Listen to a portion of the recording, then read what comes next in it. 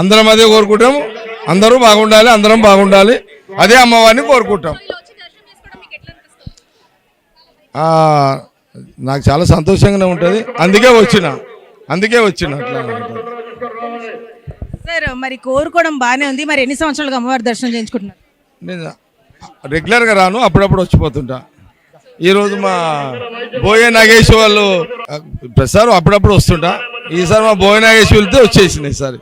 అంటే నాకు కూడా ఇంట్రెస్ట్ తోటి అమ్మవారిని మొక్కుదామని వచ్చినట్లు అన్నమాట. అమ్మవారికి ఏం కోరుకున్నా కోరుతుందని అంటారు, కోరికలు తీరుతాయి అంటారు. మరి మీరేం కోరుకున్నారు ప్రత్యేకించి చెప్పండి.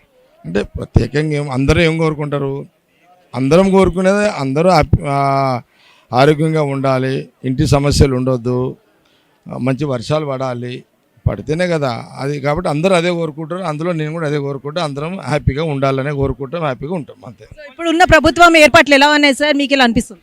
అంటే ఇప్పుడున్న కాంగ్రెస్ ప్రభుత్వము డెమోక్రసీ ప్రజాస్వామ్య పద్ధతిలో కాంగ్రెస్ గవర్నమెంట్, ఇప్పుడున్న సీఎం రేవంత్ రెడ్డి గారు, రాహుల్ గాంధీ గారి నాయకత్వంలో కాంగ్రెస్ గవర్నమెంట్ డెమోక్రసీ స్వేచ్ఛగా జీవించే ప్రభుత్వము కాంగ్రెస్ ప్రభుత్వం.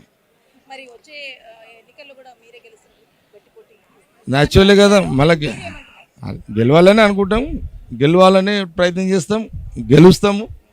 డిజైన్ చెప్తున్నాడు కదా సీఎం రేవంత్ రెడ్డి గారు చెప్తున్నారు కదా, అలాంటి దాన్ని ఫాలో అవుతాం.